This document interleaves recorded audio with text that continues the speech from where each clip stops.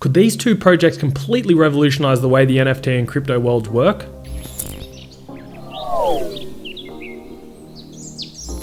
So the first project I want to speak about today is Utes NFT. Now, if anyone is aware of Utes NFT, you should be aware by now. They're going absolutely gangbusters on Twitter. There's a lot of mentions of them. There's a lot of talk about them, and they have a really intuitive way of doing their whitelist called Utes List, which is basically a scholarship application, and people can apply, and the team behind Utes can accept if they prefer. And when they do accept, they add you to the Utes list, they make an announcement, and then everyone goes parabolic and starts posting about it. So it's a very good way to get engagement from your community without having the old way of a raffle or panning out whitelists and not knowing who your members are going to be. So what is Utes NFT? Well, Utes NFT was founded by Frank DeGods, and Frank DeGods currently has another collection he has founded on the Solana blockchain called DeGods, and that collection is currently the highest ranking in volume terms of any other Solana NFT. And if we're talking in terms of dollar value, it's actually taken over the likes of Doodles and Moonbirds on the Ethereum blockchains.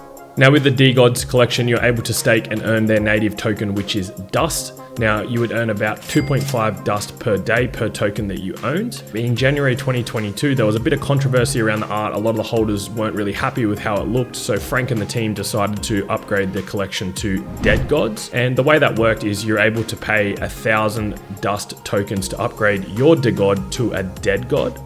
So if you paid that 1,000 Dust to update to a DeGod, you wouldn't get a new collection. It would just update your avatar or your PFP to the new DeGod art style in the collection. And also they used a bit of an intuitive way to get people to move across to the new collection look, which was incentivized by earning 7.5 Dust per day. So I would say majority of the collection jumped across because obviously they're earning a lot more passive income by having the new art style collection. But there was a lot of holders that held off because they believed that having the OG collection would actually yield more value over time as less and less of them are available in the collection.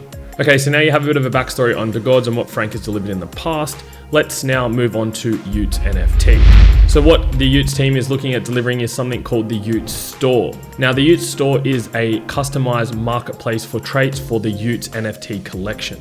So the way the store is going to work is quite intuitive really, is that artists are able to submit their custom traits to the store and the team can look at accepting and putting it for sale. And they also have the ability where holders can ask for commission work on specific traits that they own.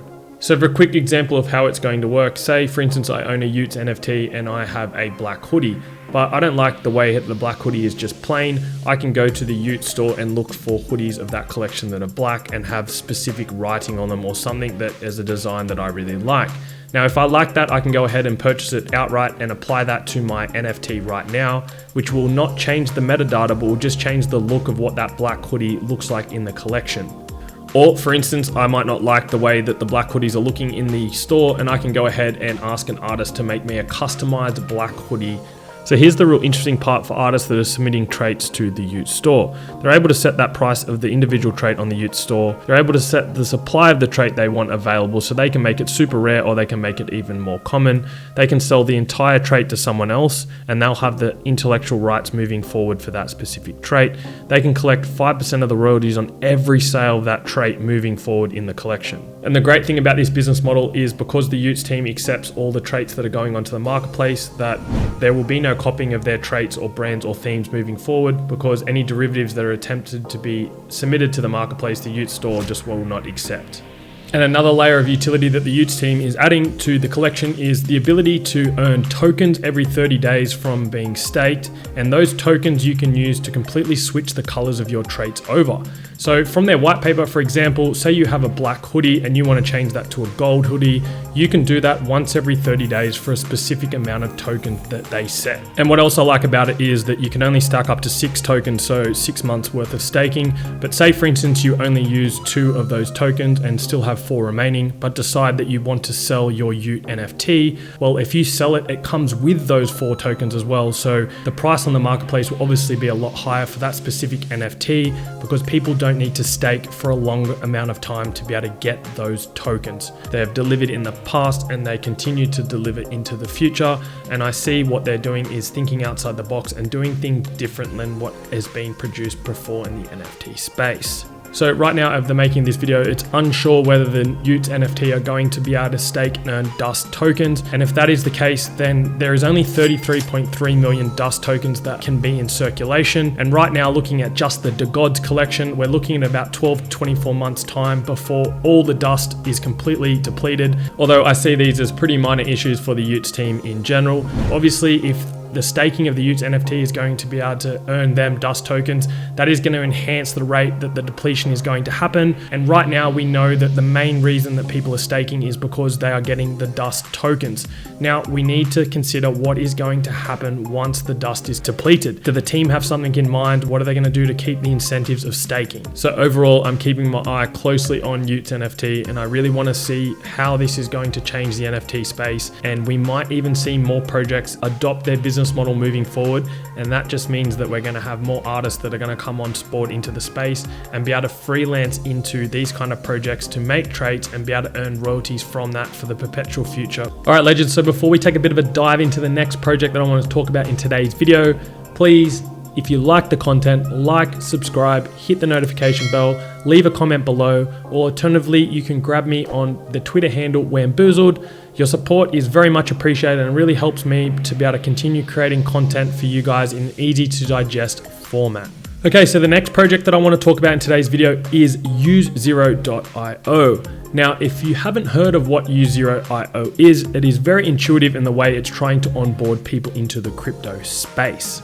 And the reason it's so intuitive is you're able to send crypto from one phone number to another without that other person even having a Web3 wallet. So an example of how it actually works in the real world is, say for instance, I go out for lunch with my friend Julio.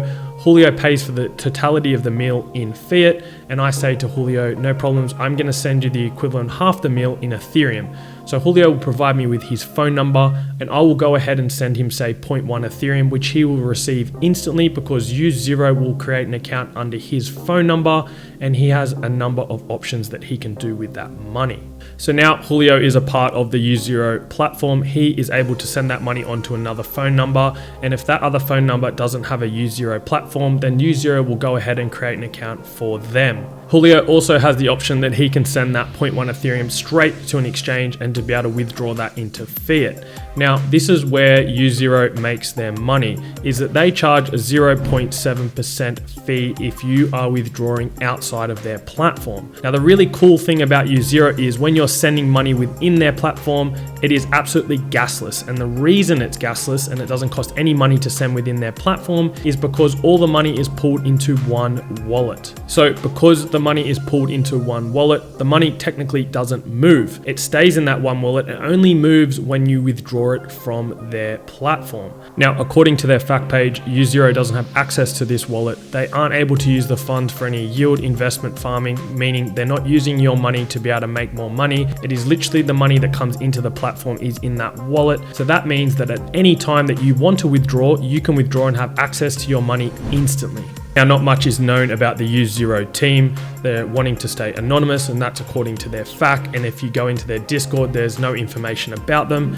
Now, I know with Web3, it's very decentralized and people have the ability to be able to sit back and not be known in this space. But for me, I like to invest into teams that are doxed, and especially if my money is going into another wallet that I don't own the keys for, and technically it is not my crypto. So if something goes wrong, I want to be able to hold someone liable to say, okay, well, this is X, Y, and Z has gone wrong. What are you going to do to fix that? Now, the only reason I'm really mentioning this project today is because I really like the innovative way they're trying to onboard people into the crypto space. I really believe that the biggest hurdle that we have in the crypto space right now is being able to bring more people on board and an easy to digest format and be able to give them the understanding that crypto is actually not that hard to understand. And I think if this platform can really take off, then we're going to have people that are real skeptics of crypto come into the space and be more open and transparent about wanting to be investors in Ethereum, Bitcoin, and the like.